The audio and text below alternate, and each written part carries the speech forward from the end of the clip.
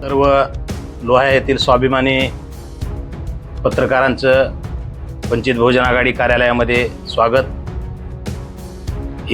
21 मे रोजी जायकवाडी वसाहत येथे 1990 पासून फडकत असलेला ध्वज येथील समाजकंटक व भूमाफियांनी काढण्याचं पाप केलेलं आहे। त्यानंतर वंचित बहुजन आघाडीने प्रशासनाकडे 2 वेळेस स्वतः भेटून ते पंचशील ध्वज पुनर्स्थापित करा अशी मागणी केलो। त्यानंतर वंचित बहुजन आघाडी कार्यालय लोहा येथे बैठक घेतलो, तहसीलदारांना भेटून विनंती केलो।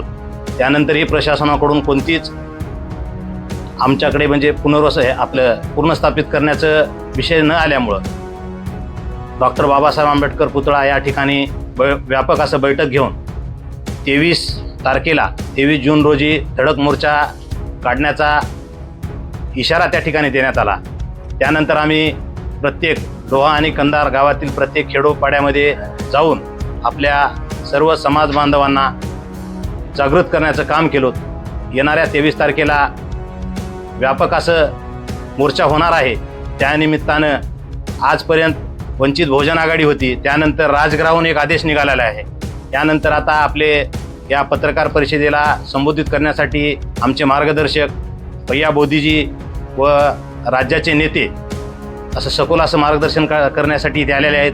आता या मोर्चेमध्ये राजकीय, धार्मिक आणि राजगृह असा 3 संगनमत करून मोठा मोर्चा काढण्यात येणार आहे। मोर्चा कोणत्याही परिस्थितीमध्ये होणार म्हणजे होणार, एवढंच बोलतो, थांबतो। जय भीम। सर्व सन्माननीय पदाधिकारी, कार्यकर्ते, सर्व पत्रकार बंधू यांनी म्हणजे जे या ठिकाणावर या विषयाला जगासमोर आणण्याचं काम केलं, मी आपल्या सर्वांना सुद्धा म्हणजे धन्यवाद देतोय। कारण पंचरंगी धम्मध्वज जो आहे हे मुळातच शांतीचं प्रतीक आहे। त्याच्यामधल्या 5 रंगाचाही इतिहास वेगळा आहे, मी विस्तारपूर्वक काही आपल्याला सांगणार नाही। पण त्या शांतीच्या प्रतीकाला जर कोणी हात लावण्याचा प्रयत्न करत असेल तर आंबेडकरी समाजच काय, इतर समाजसुद्धा आमच्या सोबत आहे। कारण महासमुद्र कधी खवळत नसतो, महासमुद्र आपली मर्यादा सीमा कधी सोडत नसतो, तो शांत असतो। जोपर्यंत तो शांत असतो तोपर्यंत सगळे सुखी राहतात। पण जर महासमुद्रानं आपली सीमा सोडली तर आपल्याला माहीत आहे म्हणजे तो विषय कोणत्या विकोपाला जाऊ शकतो।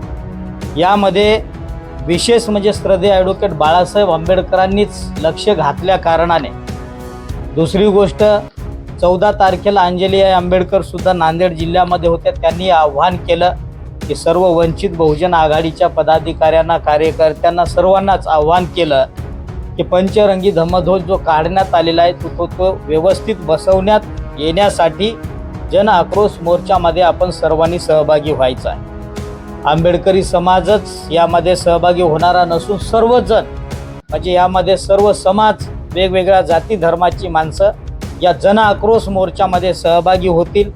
आणि जे ध्वज त्या ठिकाणावर ज्या अवस्थेत 1990 पासून तिथं ध्वज होता, म्हणजे इथल्या काही प्रस्थापितांना किंवा जे काही जातीय मानसिकता घेऊन जे काही पदावर बसले किंवा भूमाफिया असतील तर या लोकांना म्हणजे 1990च्या नंतर आज का जागी आहे, इथं कुठंतरी जातीयवाद दिसून येतो।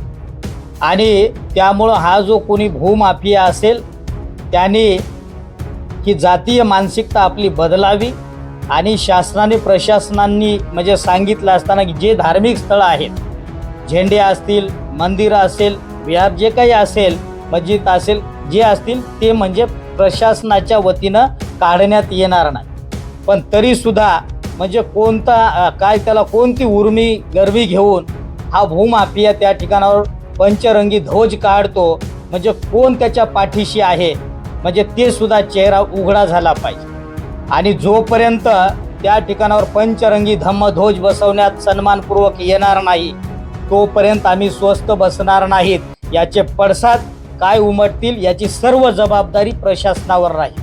त्यामुळे आम्ही शासनाला, प्रशासनाला नम्रतेचं आव्हान करतोय की आहे त्या अगोदर होता त्या स्थितीमध्ये आमचा पंचरंगी धम्मध्वज त्या ठिकाणावर लावून देण्यात यावा।